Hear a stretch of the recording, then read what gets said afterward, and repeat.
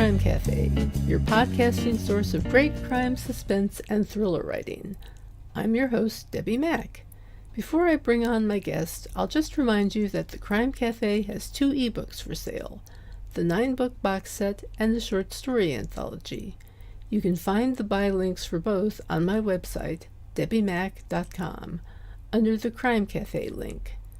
You can also get a free copy of either book if you become a Patreon supporter. You'll get that and much more if you support the podcast on Patreon, along with our eternal gratitude for doing so. But first, let me put in a good word for Blueberry Podcasting. I'm a Blueberry affiliate, but that's not the only reason I'm telling you this. I've been using Blueberry Podcasting as my hosting service for my podcast for years, and it's one of the best decisions I ever made. They give great customer service. You're in complete control of your own podcast. You can run it from your own website, and it just takes a lot of the work out of podcasting for me. I find for that reason that it's a company that I can get behind 100% and say, you should try this. Try Blueberry. It doesn't require a long-term contract, and it's just a great company, period. And it also has free technical support by email, video, and phone. So you can get a human being there. Isn't that nice? Hi, everyone. My guest today has published 2 novels, with the 3rd coming in May of next year. Along with novels, he has written at least 1 short screenplay. He lives and works in Buffalo, New York, which also provides the setting and inspiration for his work. It's my pleasure to have with me today the award-winning author, Stephen Eoannou. There you go. Did I get that right? You did it. Yep. Awesome. Fantastic. So thank you for being with us today. Thank you for having me. I'm pleased to have you on. I really enjoyed your book, Rook, your debut novel. That was a very interesting story. What inspired you to write about this particular man, the FBI's from the FBI's most wanted list? Yeah, I had finished my first book, Muscle Cars, which is a short story collection, and I was kicking around trying to find an idea for the next project. And I can remember it vividly. It was a Sunday morning. I was standing in my kitchen and I was reading the newspaper. It was spread out on the kitchen table. And I saw an article, and the title of the article in the Buffalo News was The Strange Tale of a Buffalo Bank Robber Turned Writer. And that immediately caught my eye, thinking this maybe is another career avenue for myself. But I started reading this article about Al Nussbaum, and I've never heard of the man before. And by the end of the article, I knew that I wanted to write about him. Yeah, I wasn't sure it was going to be a novel or a short story or what, but I knew I wanted to learn more about this man and write about him. And what fascinated me was not only was he this kind of cerebral bank robber who approached the robberies like chess matches, which he's an avid chess player. And he's quoted as saying that robbing banks is like chess for cash prizes, which I think is a great quote. He became a writer when he was in prison. And he was a penny a word guy, Mike Shane Mystery Magazine, Alfred Hitchcock. He even was writing for Scholastic Books, if anyone's old enough to remember Scholastic Books. Oh, I do. Yeah, me too. I still have a few of them. The man who, was doing time in Leavenworth was also, writing Scholastic Books. So he was just a fascinating character, and he was a Buffalo guy. And I had kind of decided after I completed Muscle Cars that really Buffalo, New York was going to kind of be my literary turf. I was going to carve out for myself, kind of what William Kennedy did for Albany, and Richard Russo did for upstate New York, the Catskill areas. That's what I was going to do. And so this just kind of fell in my lap, and I just kind of really became intrigued with Al and his story. Interesting. Very interesting that you were able to find this in the local paper, right?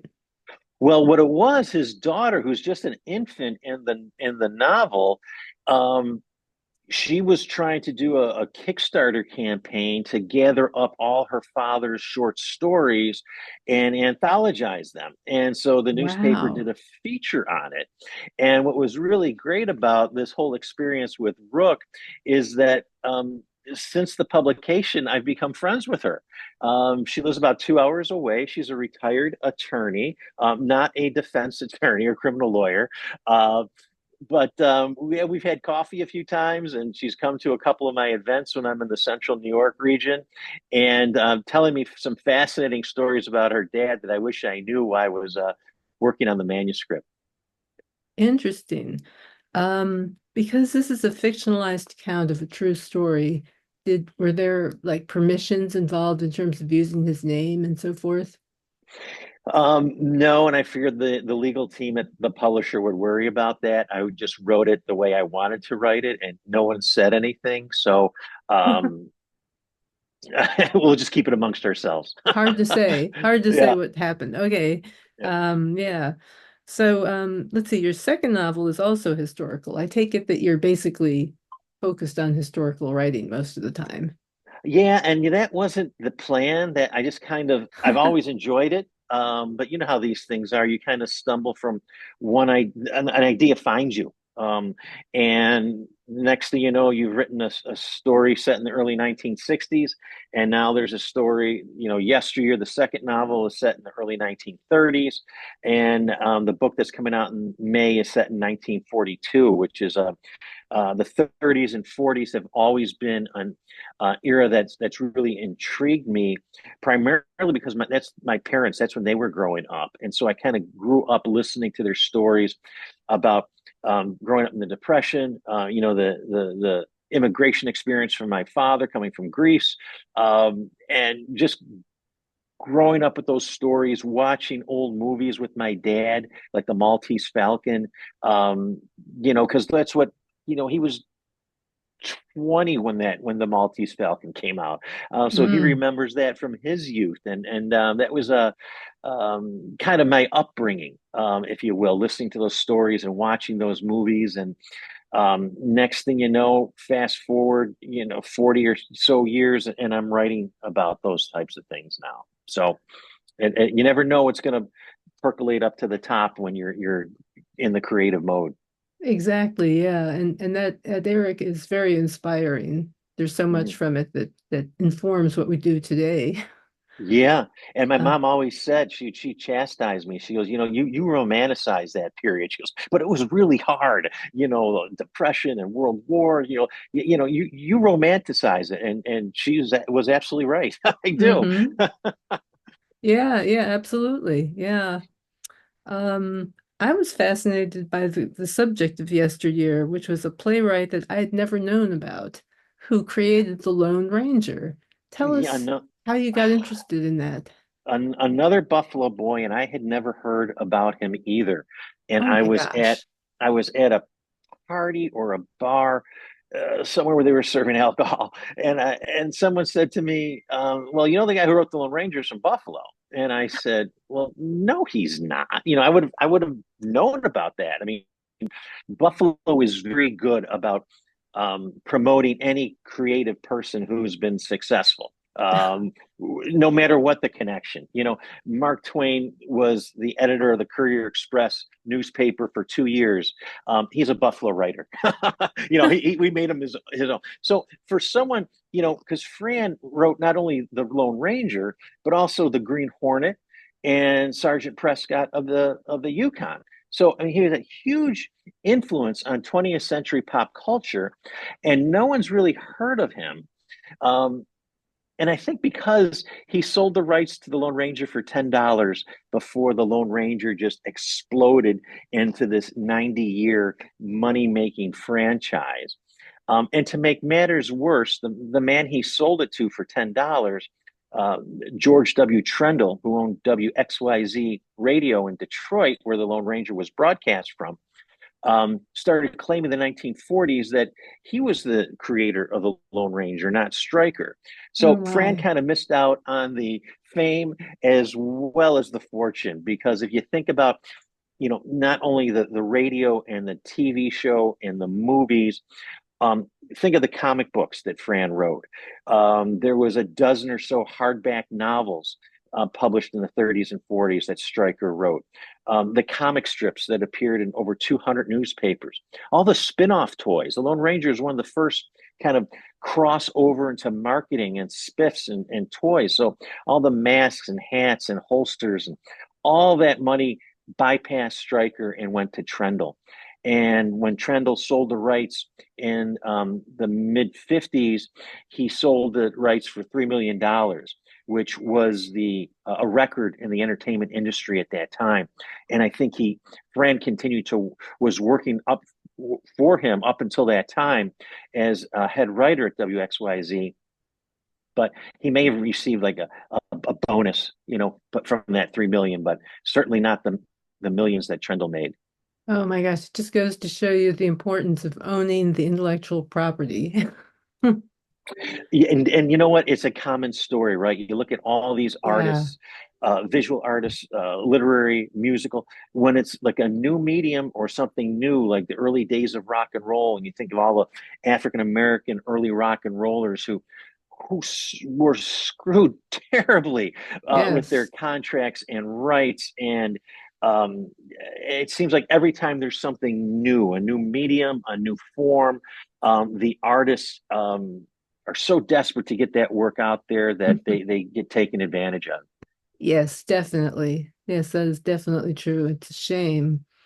Um, so your latest one coming out in next May about the private eye named Nicholas Bishop. He Yeah, has, yeah, a background from World War One that he carries into the story, correct? he's got a lot of baggage that he carries. A lot of abandonment issues, alcoholism.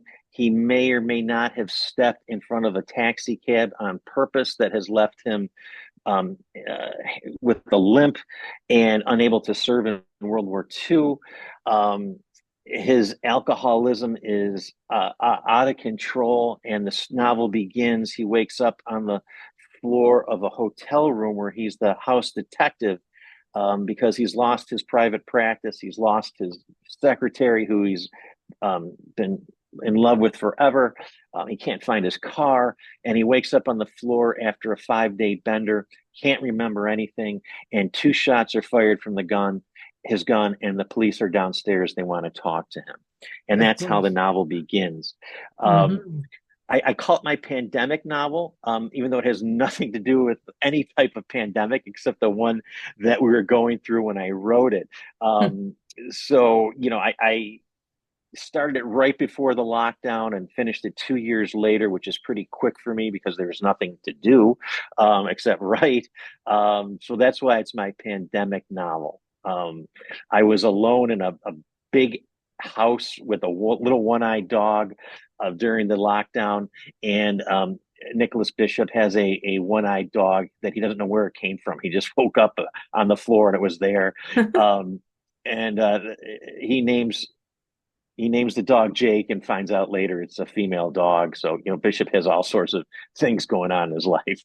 Well, it sounds intriguing, I have to tell you. Um, what kind of writing schedule do you keep?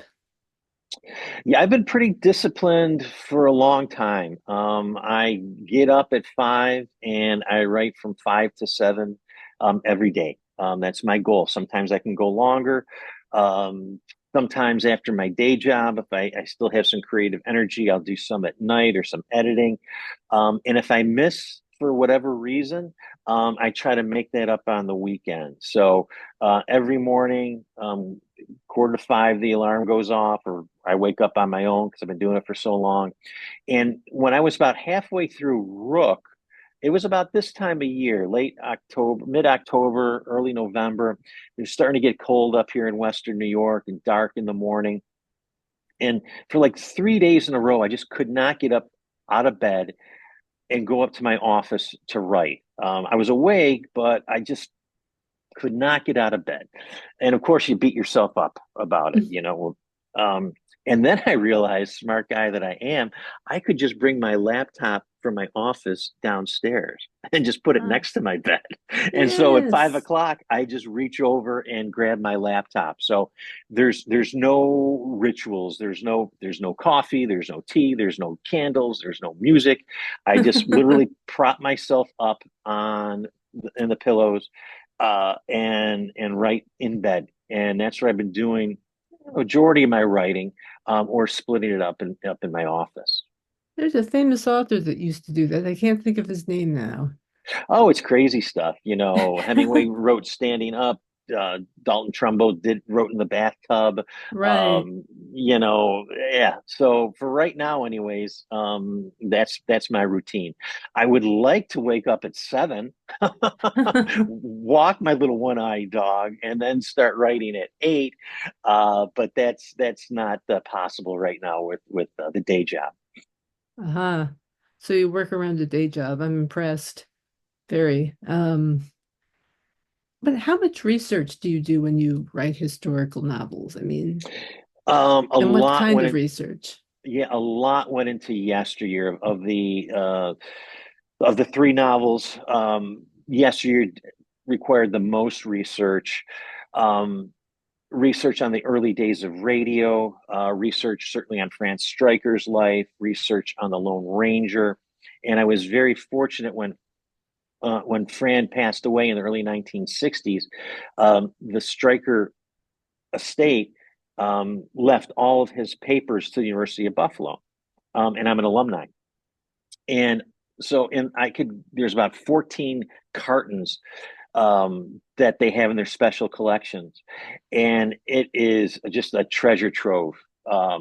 Letters, um, telegraphs, handwritten manuscripts, typed manuscripts with notes on them. And so I would go online, and they had an inventory of the cartons, and I would put in my request that on, Thursday, I'd like to come in at 10 o'clock and review the contents of carton number 12. And I would get to the special libraries collection at 10 o'clock, and there it would be waiting for me. And I'd put on my white gloves, and I would hold, an original Lone Ranger radio script from 1932. It Oh, was just wow. fascinating. So a lot of research went into that book. In the back of Yesteryear, there's a bibliography, because a lot went into it. There wasn't as much written about Al Nussbaum, um, but there was it was fun research, right? Tracking down on eBay the young adult novels that he wrote for Scholastic Books and buying those, and researching the newspapers, um, about his career in crime, and then his arrest. Just really fascinating stuff. So a lot of time spent at the downtown library going through microfiches for that novel. With Hmm. After Pearl, it wasn't as extensive. This isn't based on any historical figure like the first two novels were. So much of the research was just about what was life like in 1942, Buffalo, New York. What did a carton of Chesterfields cost, or a gallon of gas? What nightclubs were around? I knew a few of them from my parents' stories, but where might he hang out? So that again was some old newspapers, not looking for anything in particular, but just going and reading the advertisements from the department stores of that time to see what they were selling. And it was really fascinating. You read the front page from 1942, and it's not much different than what's going on today. The same countries, the same stories, the same, local corruption, is Hmm. really kind of disheartening in that regard. Yeah. Yeah. Everything old is new again, or something That's like right. that. Yeah. Um, so have you ever thought of writing a series? Well, it's a funny story. So I finished After Pearl, and I had my little writing group of these wonderful women I met in grad school at the Queen's University of Charlotte. So there's Ashley Warlick, who wrote The Arrangement, a great crime novelist, Carla Dameron, who wrote The Orchid Tattoos, her latest, Beth Johnson, and Dartinia Hall. And so that's my writing group. We've been together forever. And I sent it to Carla first, and I said, "Hey, can you take a look at this?" And she read it, and she said, first question she asked, "Is this a series?" And I said, "No, it's a standalone. I just wrote it during the lockdown." And then she made some suggestions. I made my corrections, sent it on to Ashley. First question she asks is this a series? And I said, "No, just wrote it during the pandemic. It's a standalone. Going to move on to something else."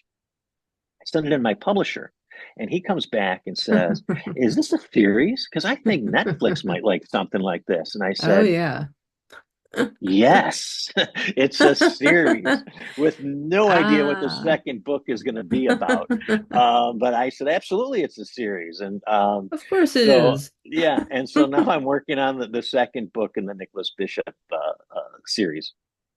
On the subject of Netflix, now that you've mentioned it, what about this award-winning short screenplay of yours? How did you get into screenwriting? It was funny. That screenplay is called Slip Kid, and that's based on a short story. It's kind of the centerpiece to my short story collection, Muscle Cars. But originally, that was going to be my first novel. It dealt with a true story. When I was 16, my parish priest was murdered in a botched robbery at the local Greek church here, and they didn't catch the killers. For a few months. So it was always in the news. And it turns out that they were just, teenagers, 17, 18 years old, that, you know, made some terrible, awful choices with huge ramifications. The novel didn't work. So I cut it down to a short story, a long short story. I still wasn't finished with it yet and still wouldn't leave me.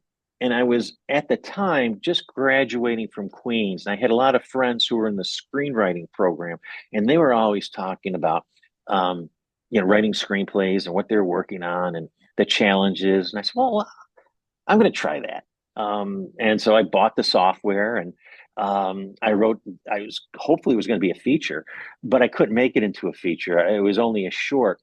And then I finished it. I go, well, now what do I do with it? And they said, well, just submit it for some prizes.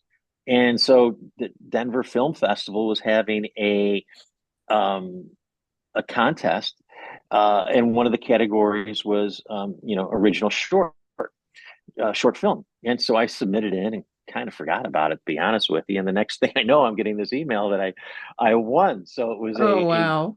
a shock, but a lot of fun. They flew me out to Denver. I got to walk the red carpet. I went to all the screenings. I'd never been to a film festival before. Andy So Garcia fun. was there. It was just a ton of fun, and something that normally that would not happen to me. But it was a great thrill. I've written one or two screenplays since, but haven't done anything with them. I really see myself in it. I've always seen myself as a novelist, and that's really my main pursuit right now. hmm Have you ever considered writing a scripted podcast? I never have, but that might be interesting. Because that's Um, something I've considered. yeah, I've never done that, but um, that's something to think about. Cool. Keep thinking about it. Yeah, well, I try to come up with a third Nicholas Bishop novel. Maybe Nicholas B Bishop would make a great radio show, so to Yeah, speak, yeah, quote absolutely. unquote, so to speak. Yeah, because boy, that's what scripted podcasts basically are. Right, right. Um, let's see. What advice would you give to anyone who's interested in writing for a living or just having a writing career? Don't give up. It's not original, but it took me 30 years to get my first book published. Yeah, I went the traditional route because when I started out, wanting to be a writer in the mid 80s, there really wasn't, self-publishing really was frowned upon, right? It was a vanity press. Oh It was, boy, was it it? was, yeah, it has stigma attached to it. It was cheating.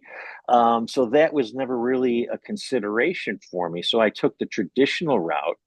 And about that time, um, in the, mid to late 80s, that's when all these American novelists all around 30 were getting their first books published.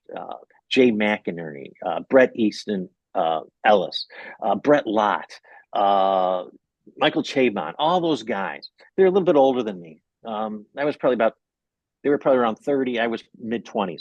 But I said, well, that's going to be me. I'm in grad school. I'll have my first novel when I'm 30. I was sure of it. And then then my 30th birthday came, and then my 40th birthday came, and then my 50th birthday I know came. that feeling. So I think Muscle Cars came out in 2015 when I was 52. So I was not an overnight sensation. Um, but I was trying all those years, writing poorly, getting a lot of rejections, um, trying to get better at my craft. And something happened when I went to Queens. Not that getting an MFA is the answer for a writing career. But I think what it was for the first time, I was surrounded by a group of writers, and I found my group that you could share work with and get feedback and give feedback in an Hmm. honest and constructive way. And like I said, that group that I've been together with, those women I mentioned earlier, it's been over 10 years now that we've been doing this. That I think made a huge difference. Having that network, which I never had. I tried to get into different writing groups throughout the years, um, but usually I was the one who took it the most seriously. Most of them were there for the food and the wine, which I enjoyed. But when you tell me, I wrote this story on the bus ride this morning, and um, how good is it going to be, or how valuable is your critique going to be if you just did it on the ride over to the workshop, Hmm. or meeting. So it took me a long time to find my network, my group, and once I did that, and plus you do anything for 30 years, right? You get better eventually, right? Exactly, exactly. So I think the two all came together at Queens, and that really kind of set me on my on this path that I'm on. So the last 10 years have just been a for me, an explosion of creativity and productivity. That's fantastic. Is there anything else you'd like to add before we finish up? No, but if you except maybe go to my website, which is S.G. Eoannou, EOANNOU.com. There's a ton of information about that, about my books and my bio and appearances. But I always say the most important part of my webpage is the final tab, and that's the contact page.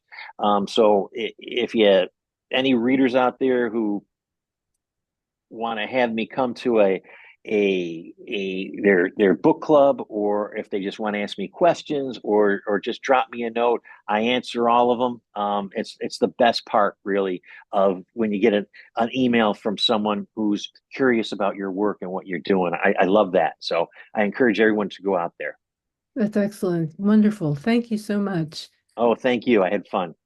It was a pleasure talking to you. Thank you. Oh, it was great. Thanks. Yeah, so with that, I will just say thank you for listening. And if you enjoyed the episode, please leave a review. They help with the algorithms. It's so nice to be judged by bits and bytes of data, isn't it? Okay. So anyway, these things do help. So please leave a review if you enjoyed the episode. And we also have a Patreon page with benefits for patrons. So please check it out. Until next time, when our guest will be Dan Flanagan, take care and happy reading.